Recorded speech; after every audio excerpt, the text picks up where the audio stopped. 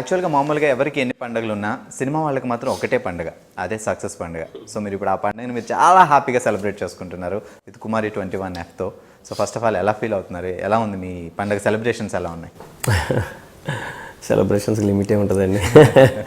So యూజువల్గా అందరం కూడా లైక్ వీఆర్ వెరీ హ్యాపీ. ఎందుకంటే ఒక కాన్సెప్ట్ అనుకున్నాం, ఆ కాన్సెప్ట్ ప్రజలు ఎంతవరకు యాక్సెప్ట్ చేస్తారు, ఈ కొత్తగా చేసేదాన్ని ఎంతవరకు వాళ్ళు ఎక్స్పెరిమెంట్ని వాళ్ళు రిసీవ్ చేసుకుంటారని ఒక చిన్న టెన్షన్ అయితే ఉండేది. సో అది ఇప్పుడు ఎప్పుడైతే జనాలు ఇంత సూపర్ హిట్ చేశారు, దాన్ని యాక్సెప్ట్ చేశారంటే అది ఇంకా మాకు ఎక్కువ happiness. More than like film success కన్నా మేము చేయాలనుకున్న ఎక్స్పెరిమెంట్ ఏమైతే ఉందో అది like it worked out very well. So routine వేలే వెళ్ళకుండా ఒక ఎక్స్పెరిమెంటల్గా వెళ్ళిన తర్వాత అది సక్సెస్ అయితే ఇంకా చాలా హ్యాపీగా ఉంటుంది. సో ఆ విషయంలో చాలా హ్యాపీగా ఉన్నాం. సో నిజానికి అంటే సినిమా ట్రైలర్ చూసినప్పుడు సినిమా రిలీజ్ కాకముందు ఇది ఒక బోల్డ్ అండ్ బ్యూటిఫుల్ లవ్ స్టోరీయా అనే డౌట్ ఉండే, కానీ సినిమా చూసిన తర్వాత నో, ఇది ఒక ట్రెండీ లవ్ స్టోరీ, కొత్తగా ఏం చూపించలేదు, ఎగ్జాక్ట్లీ జరిగే సిచ్యువేషన్నే చూపించారు ప్రతాప్ గారు కానీ సుకుమార్ గారు కానీ అని. సో ఈ సబ్జెక్ట్ ఫస్ట్ అప్ అంటే దీనికి స్క్రీన్ ప్లే స్టోరీ సుకుమార్ గారు అందించారు. మీరు ఆ స్టోరీ మీకు చెప్పి ఇది ప్రతాప్ ఇలా తీద్దాం అనుకుని అన్నప్పుడు మీరు ఫస్ట్ ఆ స్టోరీ విన్నప్పుడు మీకు ఎలాంటి ఫీల్ వచ్చింది, మీరు ఎలా డీల్ చేయగలనన్న ఫీలింగ్?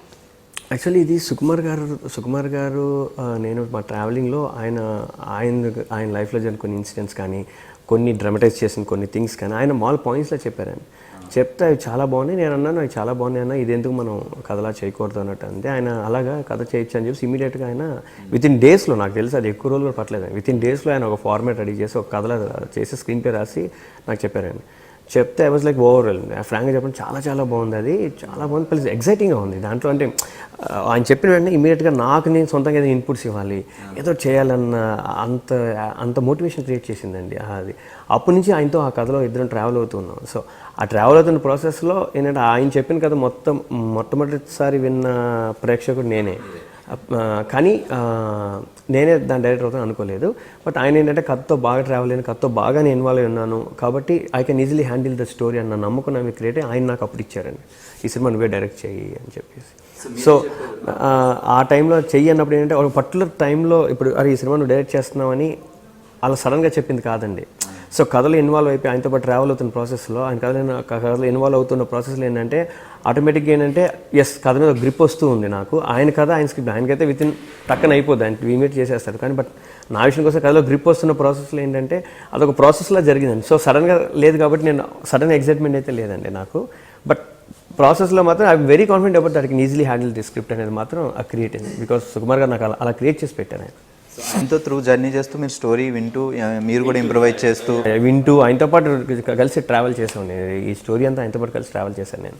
బట్ ఎప్పుడైనా స్టార్టింగ్ అంటే డైరెక్షన్ సినిమా మూవీ స్టార్ట్ చేయడానికి ముందు కానీ, అంటే ఇప్పటివరకు వచ్చిన జోనర్లో ఉన్న మూవీ కాదు ఇది. అంటే హీరోయిన్ అంత బోల్డ్గా చూపించడం కానీ, లేదంటే సినిమాలో ఒక పాయింట్ యాజ్ ఇట్ ఈస్ ఉన్నట్టుగా చూపించగలిగిన ఫస్ట్ టైం అనుకుంటా నాకు తెలిసి టాలీవుడ్లో. సో ఇలాంటి స్టోరీని డీల్ చేస్తున్నాను, లైక్ మీకు ఏమైనా నెగిటివ్ థాట్ అనిపించిందా ఎప్పుడైనా? లేదండి, ఒక్క పర్టికులర్ పాయింట్లో నాకు అనిపించలేదు. ఎందుకంటే ఈ కథ మీద బాగా నమ్ముకున్న వ్యక్తులు ఇద్దరే అండి. ఒకటి రాసిన ఆయన, రెండు తీసిన నేనండి. బిగినింగ్ నుంచి బిగినింగ్ డే నుంచి we're very confident that this gonna work అంటే అప్పట్లో ఏంటంటే ఓన్లీ కథ ఫినిష్ చేయాలన్న థాట్లోనే ఉండేవాళ్ళం. కథ ఫినిష్ చేయాలి, దానికి ఎంత మంచి ఇన్పుట్స్ ఇవ్వాలి, కథను ఎంత బాగా చెప్పాలని థాట్లో ఉండేవాళ్ళం. ఆ తర్వాత ఆలోచించాం ఇది ప్రజలకు ఎంతో రిసీవ్ చేసుకుంటారు ఏంటంటే సెకండ్ ఫేజ్లో ఆలోచించాం. థర్డ్ ఫేజ్కి వచ్చేసరికి ఏంటంటే ఇంకొంచెం డీటెయిలింగ్ వెళ్ళాం. బట్ ఫస్ట్ నుంచి కూడా మేము చాలా కాన్ఫిడెంట్ ఇది.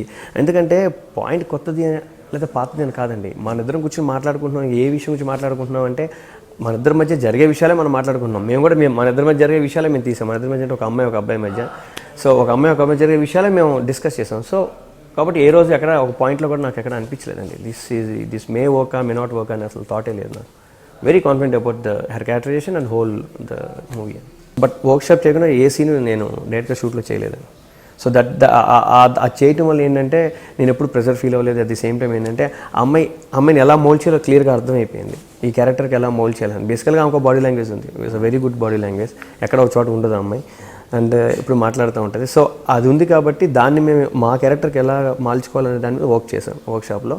అప్పుడు క్లారిటీ వచ్చింది, yes she can perform, she can act అనేది తెలిసి వచ్చి then we went for the shoot.